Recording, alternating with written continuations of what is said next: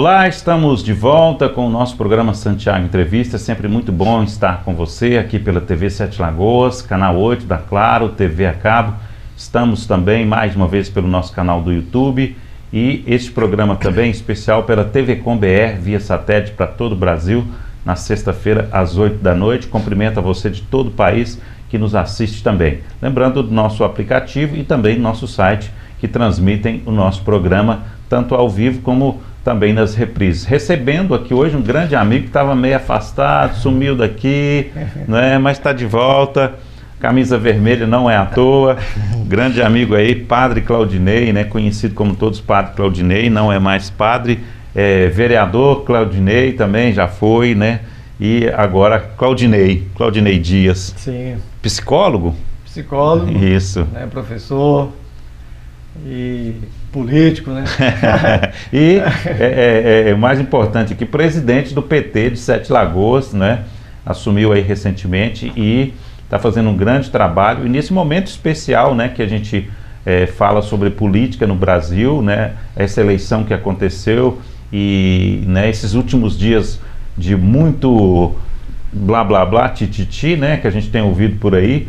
A gente tem que discutir, sim, a política não só local, mas também nacional e, né, que está em alta agora o Partido dos Trabalhadores, o PT. Então a gente convidou o presidente do PT de Sete Lagoas. Lembrando sempre, né, que nosso programa sempre tem o apoio da 5 Blitz, www.5bits.com.br. Vai lá, né, acessa, faça contato com o pessoal, você que precisa do seu site, do seu e-commerce e da sua rede social, www.5bits.com.br. Claudinei, o que tem feito da vida, amigo? Você que sempre está no meio da confusão, né? Sempre no meio das pessoas, né? Sim. Na verdade, eu assumi o Partido dos Trabalhadores, né? Agora no mês de abril. Lembrar que você foi candidato a prefeito na última, né? Fui candidato a prefeito na última eleição, né? Foi uma campanha muito bonita, né? Claudinei, Carol, né? Claudinei, Carol, foi uma aliança que a gente fez, PT e PSOL, né? Muito bacana. E, enfim, assumi o partido agora, no mês de abril, justamente visando, né, as eleições. E acredito que foi um sucesso, né? A nossa campanha aqui em Sete Lagoas, em Minas Gerais e no Brasil, né? Afinal de contas, com certeza. Né? Saímos vitoriosos. Aproveitar a oportunidade, né? Desejar a todos aí uma semana bacana, né? Um dia maravilhoso e agradecer, né? Todos os eleitores que votaram, né, no Lula, em Sete Lagoas, em região, né, podemos dizer assim também que Sete Lagoas, ela está junto com as cidades circunvizinhas, né? Tudo que se faz em Sete Lagoas tem essa ressonância, né, com as cidades que acompanham a gente aqui em Sete Lagoas. Então a nossa campanha aqui, ela teve essa ligação com as cidades vizinhas. Então aqui eu quero agradecer a todos, né? Seu canal também cobre toda a região, né? Agradecer a todos, militantes, aqueles que aderiram à campanha pelo carinho, né? Pela aceitação da proposta.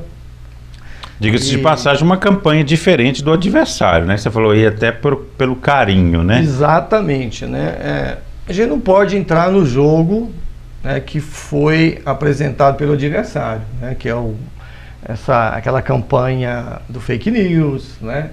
Que foi a campanha da mentira, né? Isso aí ficou escancarado, né? E infelizmente muito ódio sendo espalhado.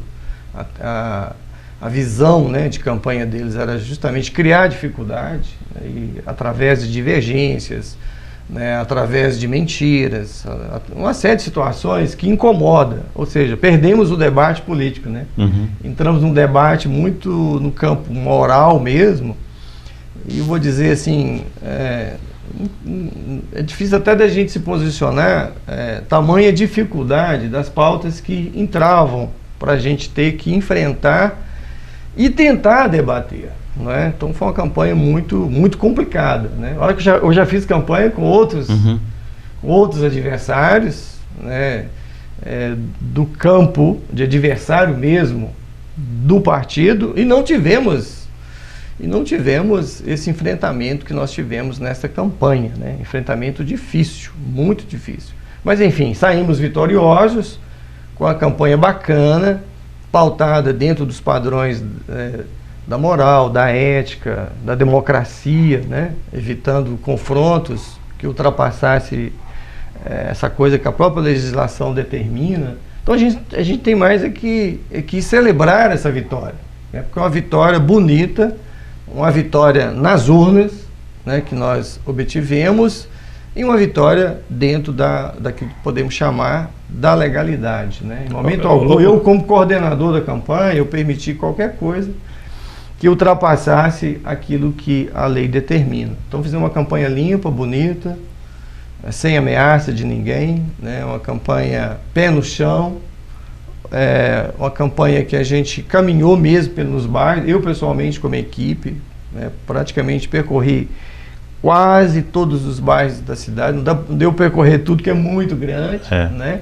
Mas onde a gente pôde ir, a gente foi de ir nos bares, nas esquinas, nas casas, conversando mesmo com as pessoas, sem impor, né, no sentido assim de ter que ser PT a qualquer custo, né? Ter ser Lula a qualquer custo, mas dialogando, mostrando a pauta, a importância da questão democrática. Dentro desse espírito de campanha, porque tem a questão do pedir o voto, né? Eu preciso de pedir o voto.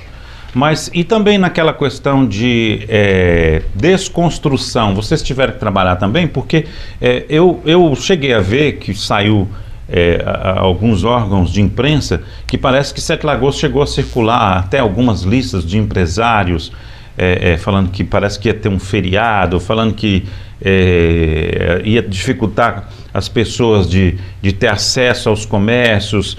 Isso realmente existiu? Existiu. Porque parece que no Brasil, alguns lugares, até inclusive está existindo ainda agora. Eu vi ontem uma lista falando, quem do Partido dos Trabalhadores, nós vamos dificultar as coisas para eles. Eu achei que, tipo assim, a eleição já passou, né? Então, parece que continua, né? Continua. Então, a gente vai ter que resolver essas questões, né? Uma questão que surgiu na campanha. Aqui em Sete Lagoas nós tivemos isso, né? Uma lista de empresas que foi aparecendo e claro que a gente transita, né, no comércio local, nas empresas, e algumas eu fui pessoalmente, querer saber se era verdade. Algumas me disseram que não era verdade, foi uma lista imposta, ou seja, de cara nós percebemos que muitas empresas que estavam ali, elas foram colocadas na lista, ou seja, não houve uma conversa com o dono da empresa, a pessoa nem sabia que estava lá.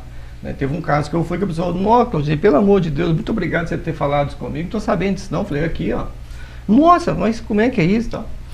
Então, são situações desse tipo, né, que aconteceram. Então, nós tivemos que atuar enquanto Partido dos Trabalhadores, mas atuar como? Dentro da legalidade, né? Nós não saímos batendo em ninguém no sentido fora da lei, né? Mas buscando os órgãos competentes, né? E fazendo as nossas denúncias, apresentando aquilo que era de responsabilidade e de obrigação nossa. Outra coisa que ocorreu em Sete Lagoas, de imediato, começou a campanha, colocaram os outdoors. Foi só aparecendo outdoors, onde o outdoor é proibido. Não é? O outdoor é proibido. Ou seja, então tivemos que atuar. Tivemos que fazer a atuação no sentido legal, né? Mostrar a justiça eleitoral do que estava ocorrendo, e logo de imediato a justiça eleitoral agiu, né? E tirou todos os outdoors que tinha na cidade a favor né, do candidato opositor a nós, né? Enfim, são coisas ilegais, né? São atitudes ilegais e que isso prejudica o processo democrático. Né? Quer dizer, em vez da gente estar ali num debate de pauta, nós tivemos que nos reunir num debate de que ilegalidade, né? E querendo ou não... E teve também muita questão né? Que você falou da fake news, desfazer... Nossa senhora, você nem fala, né? O trabalho que eu acho que nesse ponto o Partido dos Trabalhadores cresceu muito, porque se você pegar a eleição anterior, né, lógico que a equipe bolsonarista foi muito forte na questão da internet, né? Sim. Ainda é forte, né? É forte, é a mais forte que tem, que eu já vi, né? É forte ainda. Eu acho que não deve ter nenhum lugar no mundo que tenha uma coisa desse sentido, né? Sim. E aí eu percebi que o PT ele reagiu. O PT ele reagiu. Hoje, né, assim, que, não estou dizendo aqui que o PT passou a criar fake news também, não, né? Mas ele passou a desmentir fake news e também a contrapor certas coisas. Igual, por exemplo, agora eu vi nos últimos 2 dias, eu achei interessante, porque eu vi uma pessoa comentando como é que nós vamos fazer para convencer o pessoal a voltar para casa, né? Aceitar e tal. Aí começou a aparecer os memes, né? As gozações, as brincadeiras com aquelas pessoas que estão fazendo aqueles exageros, né? E aí as pessoas estão começando a sentir vergonha, sentir mal pelo papel que elas estão prestando e aí, a ficha começa a cair mais rápido, né? Exato. Isso também é uma narrativa, né? É uma narrativa. Então, foi um aprendizado, né, do Partido dos Trabalhadores no sentido de entrar nas redes sociais, né? Realmente, com a campanha do Haddad, nós, de uma certa forma, descuidamos desse aspecto, né? Eu falo, nós que eu sou do partido, mas na época, infelizmente, eu não pude participar, né? Que eu estava em tratamento. Há 4 anos atrás, né? Nesse período, eu estava me preparando para fazer um transplante de medula, né? Então, eu estava acompanhando tudo, assim, praticamente já me preparando, né? Praticamente já num momento de repouso, né? Preparando para uma grande cirurgia que eu ia fazer. Mas dessa vez não, dessa vez eu entrei na campanha, né, que eu gosto de corpo e alma, e vendo que realmente o partido cresceu muito nas redes sociais, né? O que na época do Haddad não ocorreu. Na época do Haddad a gente via fake news rolando, e não havia, por parte do Partido dos Trabalhadores, essa preocupação de desfazer aqueles fake news. No entanto, quantas coisas as pessoas tomaram como verdade naquela época. Coisas absurdas em relação à educação. Não vou nem citar aqui, porque todo mundo sabe o que rolou para aí afora, né? Coisas desagradáveis. Coisas que eu, como professor, eu dizia assim, gente, mas eu sou professor há tantos anos e nunca vi isso na escola. Né? Livro, não sei o que e tal. Nunca vi, né, coisa desse tipo na escola. E, no entanto, o pessoal falando daquilo como se fosse verdade. Desta vez não, desta vez tinha uma equipe especializada só para desfazer os fake news, entendeu? E o pessoal trabalhando assim, praticamente 24 horas, só desfazendo. Assim que saía um fake news do nosso adversário, imediatamente, né, já saía uma resposta dizendo, olha, isso não é dessa forma, isso é dessa e dessa forma. E cabia a todos nós, né, ir para as redes sociais e postar. Então até onde a gente deu conta, a gente fez. Mas a gente sabe que é complicado, porque nós desfazemos aqui dos outdoor em 7 Lagoas, que eram todos ilegais. Mas, enfim, aquilo fica na cabeça das pessoas, né? De certa forma, a campanha foi feita, né? De forma ilegal. Claudinei, e tem uma coisa que existe dentro do QG, né? Da organização bolsonarista, que ela é discutível, né? Mas assim, é muito perfeito a forma que eles fazem, porque existe, parece que até uma certa alienação, né? Sim. Eu estou dizendo isso, eu não quero que ninguém me leve a mal, né? Porque eu nessa campanha política, graças a Deus, eu tive uma postura bem diferente de todas as outras, e eu fiquei assistindo e comparando as coisas. Então eu participo, por exemplo, de grupos que tem petistas, tem pessoas aí que é do Ciro Gomes, tem grupo do Ciro Gomes, tem grupo do Bolsonaro, e eu fico vendo a diferença dos grupos, né? Sim. Então no grupo do Bolsonaro existem não só um grupo, mas existem vários grupos, né?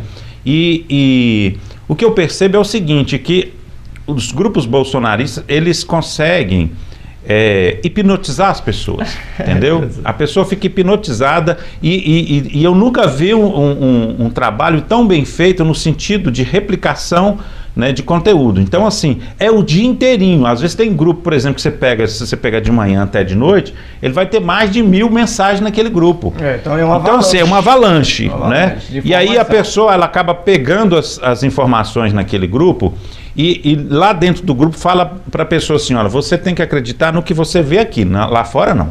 Então, por exemplo, eles faz com que a pessoa foque nos canais deles, né? Que é, por exemplo, tinha Jovem Pan, tinha alguns outros jornais, né? Os grupos, e aí as pessoas ficam só com aquele conteúdo, então acredita naquilo, né? Exatamente. Então assim, por exemplo, tem um grupo dos evangélicos, você vai na igreja e está falando a mesma coisa. Sim. Então, quer dizer, eles fazem uma blindagem do jeito que a pessoa quase que não consegue sair. E aí a minha pergunta que eu te faço é a seguinte: como desconstruir isso agora? Muito difícil, não é fácil. Ou seja, nós temos uma pauta muito pesada ainda para ser desenvolvida, né? Como desorganizar isso? Não é fácil, né? As pessoas precisam entender que é um processo difícil e que continua, eles não vão parar, né? E nós temos que, de certa forma, entrar nesse campo. Uhum. Inclusive, nós estamos gravando a entrevista aqui hoje, eu quero até fazer um comparativo, né? Porque isso não é só no Brasil, isso é um modelo, né, que inclusive está nos Estados Unidos, e hoje está tendo uma eleição nos Estados Unidos, né, que, segundo as informações, pode estabelecer a volta do Trump, né? Que olha para você ver, ficou esse tempo todo fora, e agora se eles realmente conseguirem eleger a maioria, eles a maioria vai ser talvez por um voto, né? Mas se eles conseguirem eleger a maioria, né, dos senadores, dos deputados, e eles fizerem a carta pedindo que o Trump seja realmente o candidato, ele volta como candidato. Sim. Entendeu? Sim. Então, é isso que eu estou falando, tem que conservar os seguidores para que daqui a 4 anos, ele volta como candidato a presidente. Então, eu só estou dando essa explicação para você entender mais ou menos como é que funciona o processo, que não é só aqui, né? Existem outros lugares também. Mas assim, a gente tem local, né? Para a gente entender, a questão local, ela reflete essa questão, vamos dizer, universal, né? Que está em outros países também. Mas a questão local é muito forte isso, né?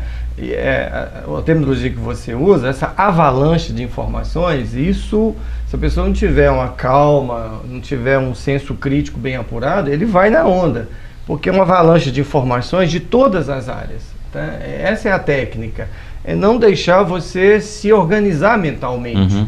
Ao mesmo tempo que você abre uma informação sobre religião, já vem outra sobre a questão da economia. Imediatamente já aparece outra com a questão muito simples do dia a dia, né? Ali, e outras mais fortes. Ou seja, é você não ter tempo de se organizar mentalmente. Né? É uma avalanche pesada de muitas fake news, de muitas mentiras. E é triste ver, por exemplo, a questão religiosa, né? Que foi muito afetada. A gente vê colegas do sacerdócio, né, e com posicionamentos assim, né, falando abertamente de coisas que são inverídicas, né, de pautas que não são verdadeiras, né?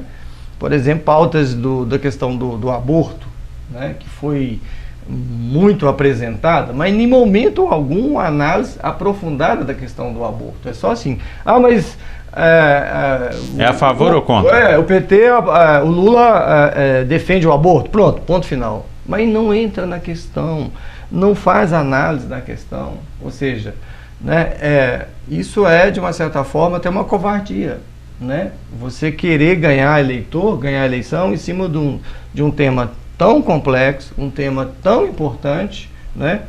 E você taxar isso, né? Pronto. Então Lula teve de explicar diversas vezes, mostrar diversas vezes que não era isso, né? A pauta não é essa, né? Enfim, mas mesmo assim, até hoje, depois que ganhamos a eleição, algumas pessoas e grupos religiosos, né, a gente vai para discussão, aí coloca assim, mas é o aborto. Caraca, velho. Tem uma tática que eu observei agora nos grupos e nas conversas, que é o seguinte: se você chega para apresentar um assunto, a pessoa faz como se ela não ouvisse, né?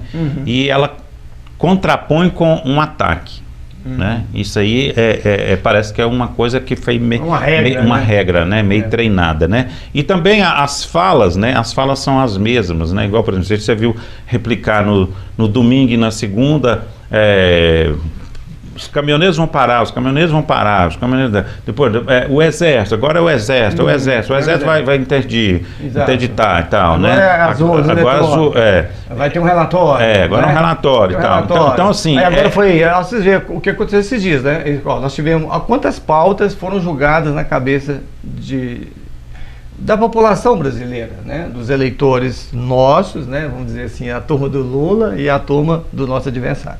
Então, assim, só nessa semanazinha, né, foi a pauta, né, das intervenções de caminhoneiro, que muitas vezes o próprio grupo dos caminhoneiros se manifestando que eles não tinham nada a ver com isso, né? Eles manifestam que eles não têm nada a ver, colocou que é como se eles é que fossem responsáveis pela paralisação, movimento dos caminhoneiros. Não é movimento dos caminhoneiros, é movimento dos derrotados, né, que se sentiram derrotados nas urnas e foram para a rua. Em Sete Lagoas a gente fez aqui um apontamento, né, uma análise de quem estava no movimento. Eram pessoas aqui ligadas à campanha política local que parou a BR-040.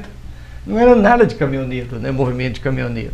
Então, um movimento político, né, da turma que não aceitou o resultado das urnas. Mas, assim, enfim, foi movimento dos caminhoneiros, foi movimento do pessoal que não queria, né, a aceitação, falando que houve fraude nas urnas eletrônicas, e bateu no STF, né, e que vai ter um relatório, o relatório vai sair dia tal, o Bolsonaro vai se pronunciar, vai falar, vai botar as verdades, vai. Aí depois vem informação de tudo quanto é tipo. Aí agora temos que esperar a eleição nos Estados Unidos. Agora vem, não, mas isso é uma das pautas, é muita coisa. É tanta coisa que a gente teria que sentar aqui, alinhar,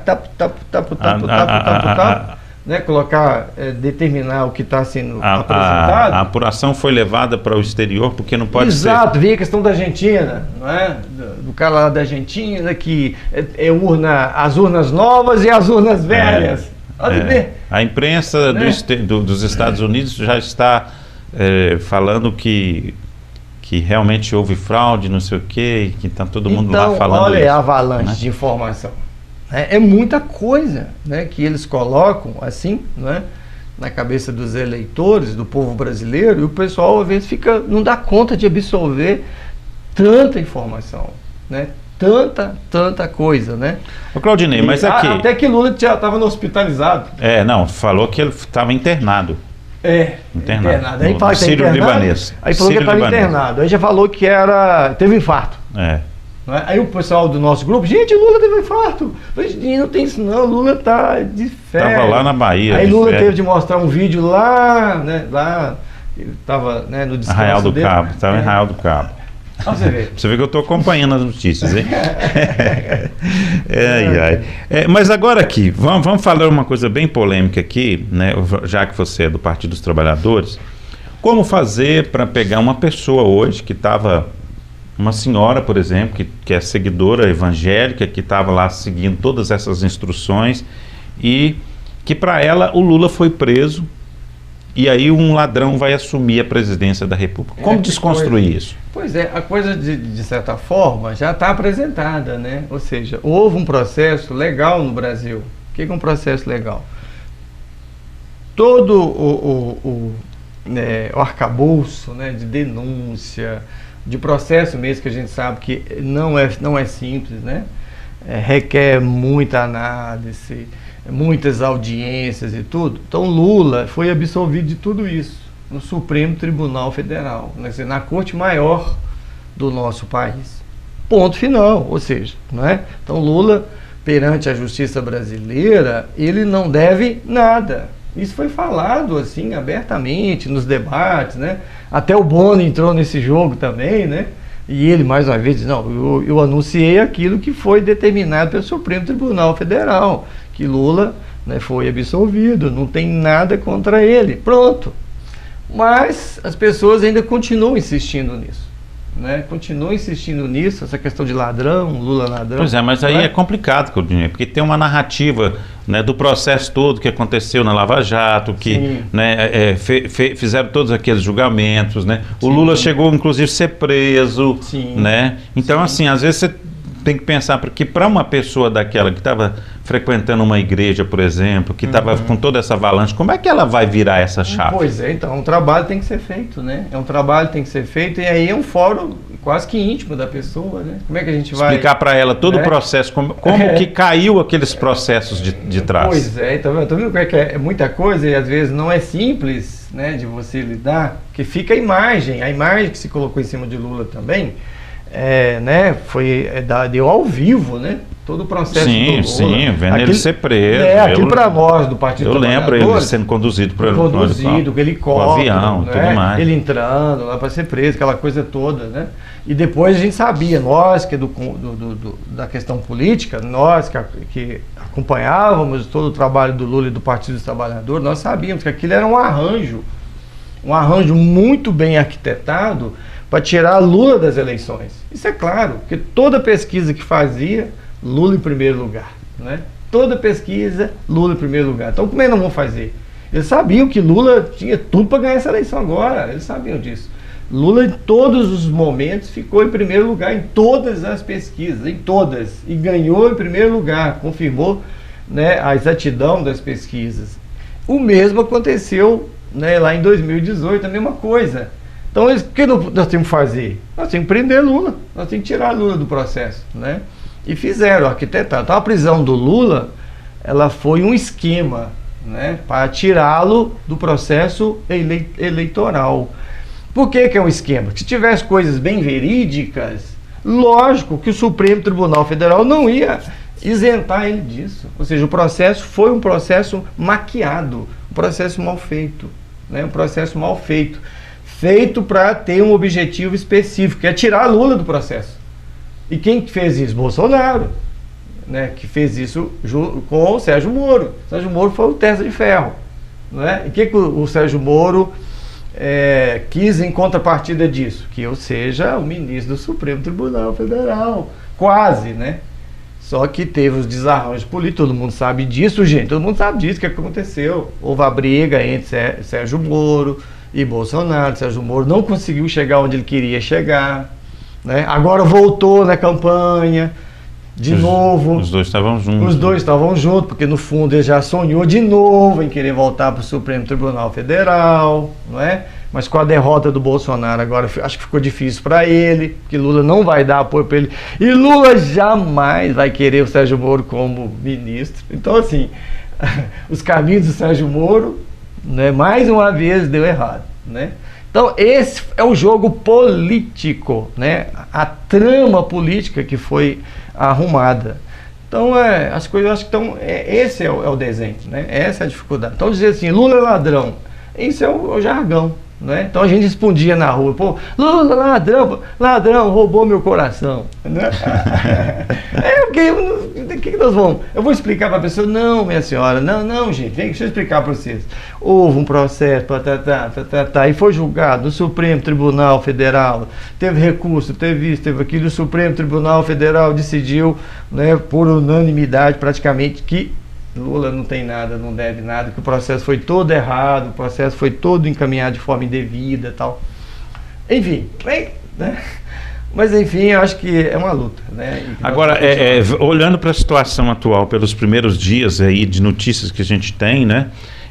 Parece que é um desafio muito grande pegar o governo do jeito que ele está, né, e fazer as transformações, as promessas de campanha, porque parece que, pelo visto aí, a situação não é perfeita, não é muito boa, né? Não é perfeita, né? Porque o governo, né, atual, ele não tem uma aposta, ele não tem investimento nas questões sociais, né? A gente sabe disso, você que faz essa militância, né, numa TV que tem um caráter mais de cidadania, né, mais de cunho popular, né? Você não é uma grande rede, né? Você é uma rede que representa um trabalho da minoria, né? Justamente. Um trabalho quase que individual, um trabalho de...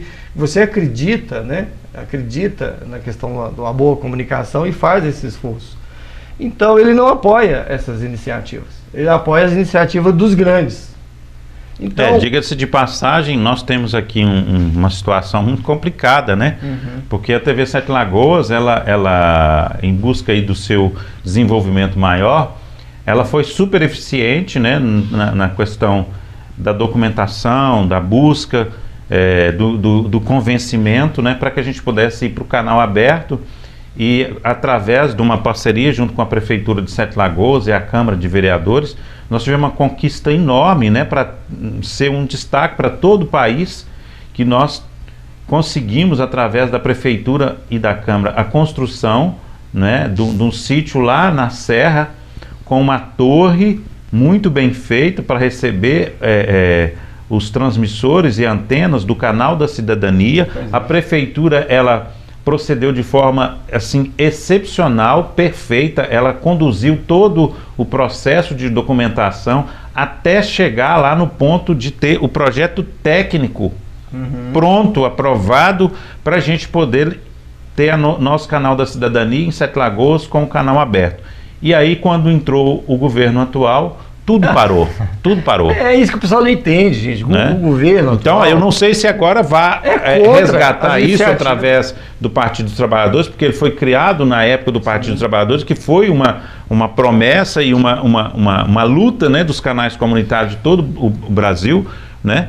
Então, assim, eu não sei se agora vão, né, ter essa sensibilidade e falar, opa, olha só, né? Tá aí, a gente pode ter uma rede de canais comunitários, canal aberto no Brasil inteiro, né? Que é uma conquista popular. Conquista popular, né? Que é como você falou, né?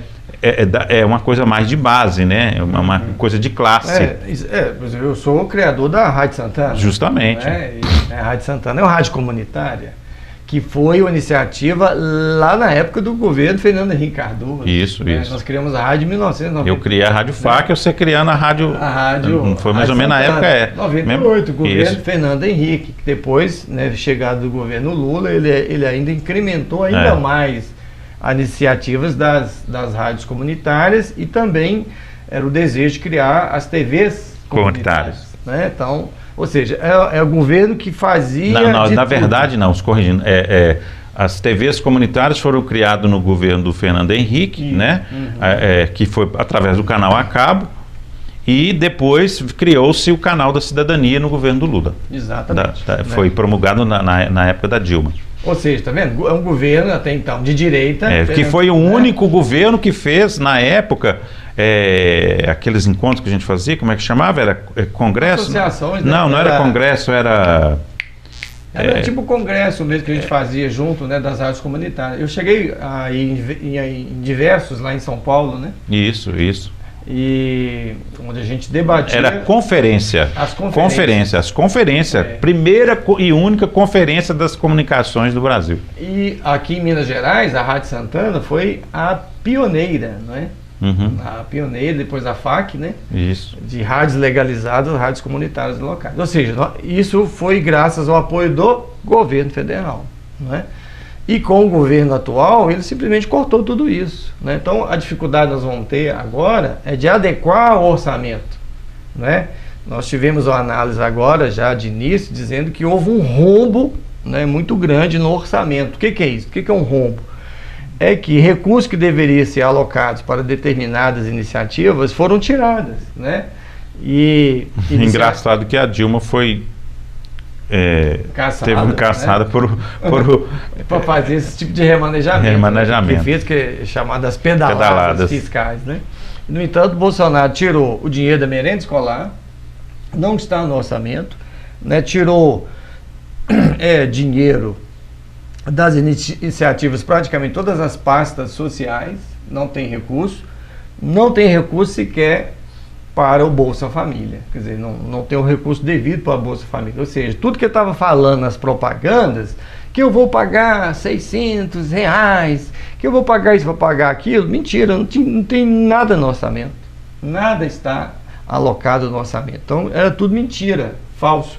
Agora, né, com o Geraldo Alckmin, né, nós estamos assistindo aí, juntamente com o pessoal do orçamento, lá em Brasília, estão sentando, reorganizando, refazendo o orçamento e colocando os recursos para ver se ainda dá tempo, que tem um prazo, até acho que 15 de dezembro, né, para reorganizar esse orçamento, para ver se pode, a partir de janeiro, cumprir com essas metas que são estipuladas e que são necessárias para o povo brasileiro. Que para o governo atual isso já estava sendo descartado, porque tirou o montante desse dinheiro e sabe lá Deus para onde estava sendo colocado, né? Então, infelizmente, essa é a realidade do governo atual, um governo que não preocupa com a sociedade brasileira, ele preocupa com os grandes proprietários. As pessoas estão aí nesses eventos, defendendo aí a ação militar e tal e coisa, tem que fazer uma análise mais aprofundada desse governo. É um governo que não apoiou de forma nenhuma as iniciativas do povo brasileiro. Apoiou sim a iniciativa dos grandes empresários, né? Das grandes empresas. Estou falando de grande mesmo. Estou falando do pessoal que tem um comérciozinho local aqui na região, né? dos produtores, não. Estou falando dos grandes. A preocupação dele é de manter os grandes. Estou falando dos grandes, né? As grandes empresas petroleiras, né? As grandes produtoras. Agroindústria. Né? Exato. Então, esse governo a gente não quer, né? Esse governo, o povo deu bomba nele. Né? Verdade. Ou seja, o povo não quis, né? 60 milhões votaram, mais de 60 milhões votaram no Lula, dizendo para o governo atual: nós não queremos esse modelo de governo, e pronto, e acabou. Agora é aceitar, não tem outro jeito, né? É aceitar, porque esse é o que o povo quis, esse é que nós, né, desejamos. Eu, por exemplo, como presidente do Partido dos Trabalhadores, foi nesse modelo de governo que nós trabalhamos, acreditamos e fomos vitoriosos, e agora lutar muito para que ele seja implantado. Claudinei, alguma pauta com o prefeito de Sete Lagoas para você conversar como presidente do partido? A cidade vai evoluir em alguma negociação, né, para que a gente também possa ter alguma repercussão positiva na cidade? Ou vai ser o partido para um lado, o prefeito para o outro, o governo para outro? Não, como é que você está pensando? Ontem nós tivemos reunião da executiva, né, do partido para fazer uma avaliação, né, de todo o processo eleitoral aqui em Sete Lagoas e região. E claro, o grande desafio nosso é manter essa força política que a gente conseguiu, né, de modo especial da juventude. Então nós vamos de imediato, né, criar toda uma frente de juventude do Partido dos Trabalhadores em Sete Lagoas, mas além da juventude a gente tem outras pautas que a gente precisa apoiar mesmo, né, em Sete Lagoas, que vieram para a campanha desejosos de um apoio. Então dizia para os colegas ontem, esse é o grande desafio nosso, a gente dar conta, né, de dar uma voz e um apoio a essas iniciativas que caminharam conosco.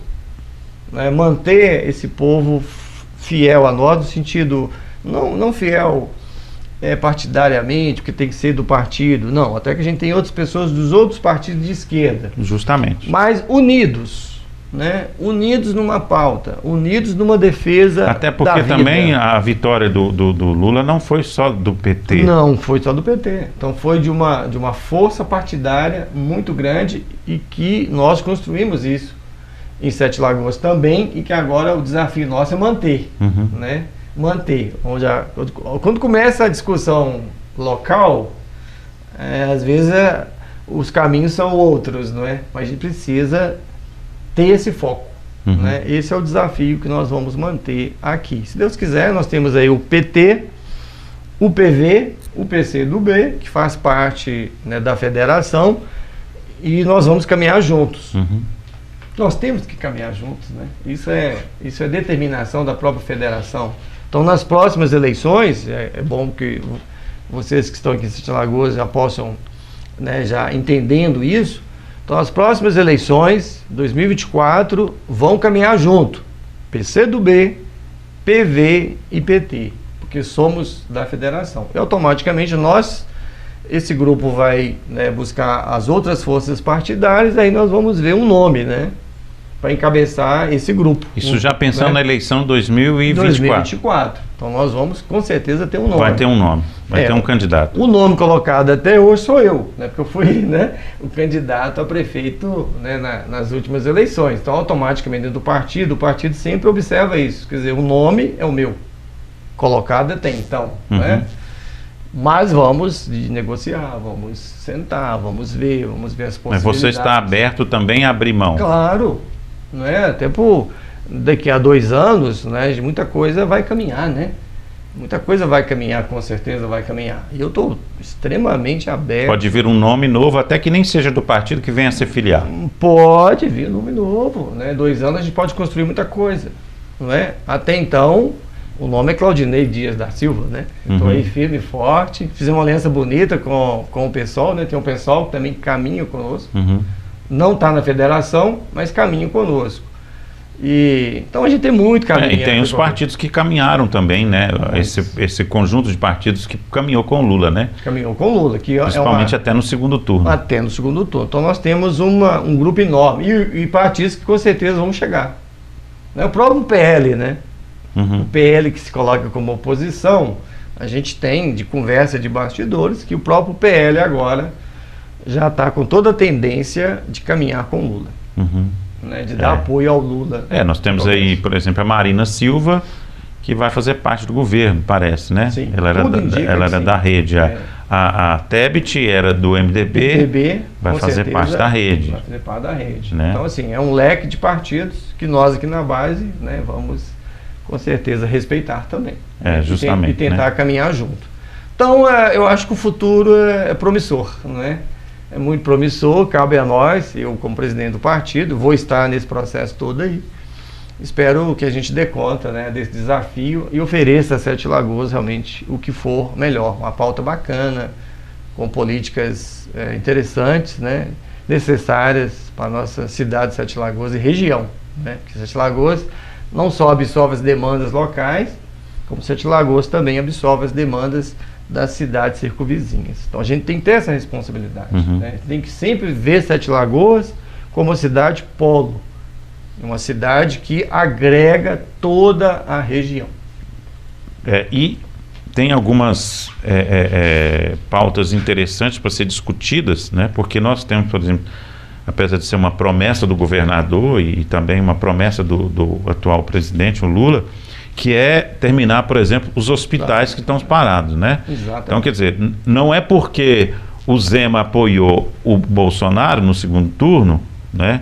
Do que porque o Lula ganhou e Sete Lagoas não vai deixar de receber a verba para terminar o hospital, né? Sim. Então, acho que essas questões aí têm que ser discutidas, claro, né, Claudinei? E aí seria interessante a parceria do partido dos trabalhadores, juntamente com o prefeito Júlio de Castro, para que esses 2 anos pudessem caminhar nesse sentido, né? Sim, claro. Eu até queria saber também se no primeiro turno vocês conseguiram eleger algum deputado, né, que tem uma expressão em que poderia estar colado em Sete Lagoas. Já conversamos, né? Até já tive uma conversa, por exemplo, com o Patrus Ananias, né? E ele se dispôs a fazer esse debate.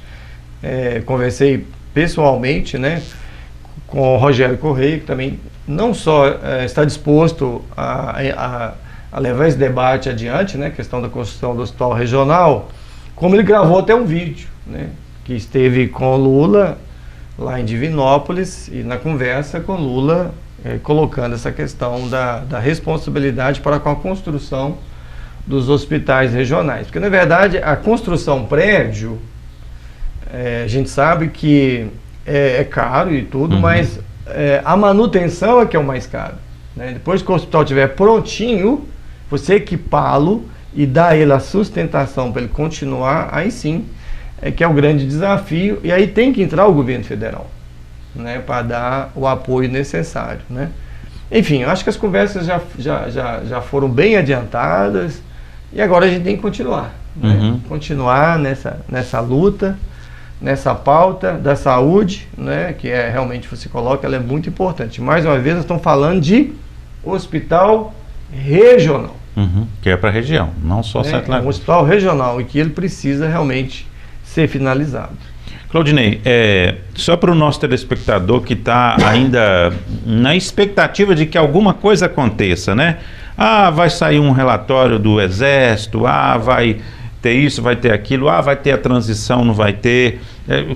O que são os próximos passos que o cidadão pode entender que vai acontecer? Você acha que vai ter alguma mudança, alguma coisa, as coisas acontecem naturalmente, o atual presidente vai passar a faixa, não vai? O que você está pensando? Bom, cabeça de Bolsonaro, acho que nem Deus sabe, né? Porque de uma hora para outra eles modificam, eles pensam, enfim, parece que é uma cabeça sem projeto. ou seja, né, vai tudo na loucura, naquele ritmo frenético, enfim, não dá para você, né, não dá nem para a gente imaginar assim o que vai acontecer. Nós estamos olhando o lado legal. O lado legal é Lula venceu as eleições, maioria de voto. A democracia determina, ganha quem tiver 50 mais 1. Se Lula tivesse 50% mais um voto, ele já seria eleito, considerado o novo presidente da República. Ele teve 50% mais 2 milhões, né, de votos a mais. 2 milhões, gente. 2 milhões de votos. É muito voto, né, a mais. Né? A gente coloca o a mais, mas tem que entender que é 60 milhões e 300 e 999, né, que ele teve de voto. Então isso o dá total, né, condição de assumir, realmente vai assumir no dia 1º de janeiro de 2023. Contra isso eu não tenho dúvida nenhuma, né? O Supremo Tribunal Federal já vai decidir, já deu o veredito dele, né? O Tribunal Regional Eleitoral a mesma coisa, já deu o veredito, né? As eleições foram tranquilas, né? A gente tem informações internas de todos que trabalharam no processo. O processo não teve nada de errado. Tem fake news falando que teve urna não sei aonde, teve voto zero, não sei o quê. Mas quando você vai olhar, nada. Não tem nada de prova, nada de irregularidade. Essa apuração, então, paralela do Exército, essa fiscalização... Nada, isso nada. Então, não, isso não tem, gente. Né? O que é a fiscalização do Exército? Nós que participamos do processo, o povão às vezes não participa. A gente vai lá na escola, pega o recibozinho direitinho, né? A coisa é muito organizada, né? A Justiça Eleitoral, assim, mais uma vez, fez um trabalho brilhante. Não tem como fraudar o sistema. Não tem, né? A gente vai lá, pega o boletim da urna, você olha lá... Essa urna teve tantos votos. Nossa, ali certinho, tantos votos, tantos brancos, tanto nulo, tudo certinho. Para ver uma manipulação dessa máquina, é um negócio assim, impensável. Impensável. Né? E se já tivesse... Até porque é uma máquina que nunca se conecta, né? Ela não se conecta. Ela não se conecta, ela só tira o resultado e você leva. Exatamente. Então, e qualquer um pode pegar esses resultados todos e, né, você olha, né? Resultado de Sete Lagoas, somado com o resultado da região, o resultado do Brasil todo, bate lá, é certinho. Não dá diferença, o negócio é em cima, é muito perfeito. Então, se tivesse qualquer situação, né, automaticamente, né, o Tribunal Regional Eleitoral já tinha manifestado, né, já tinha tomado umas providências, não ia deixar a coisa, né, até porque tem uma situação de imagem, né, do nosso país, né, que está em jogo, né? Nós temos aí vários presidentes de países que já reconheceram a eleição, né? Inclusive o presidente Lula já até foi convidado para participar lá daquele conferência, né? Então, assim, qualquer situação que acontecesse adversa a essa situação, nós teríamos aí um país totalmente desmoralizado mundialmente, né? É o que eles querem, né? É o que eles querem. Como eles perderam a eleição, infelizmente, é o que os bolsonaristas estão querendo. Como perderam a eleição, não tem mais onde recorrer, porque perderam a eleição, perderam na urna, perdeu no voto, aquilo que é a determinação da democracia.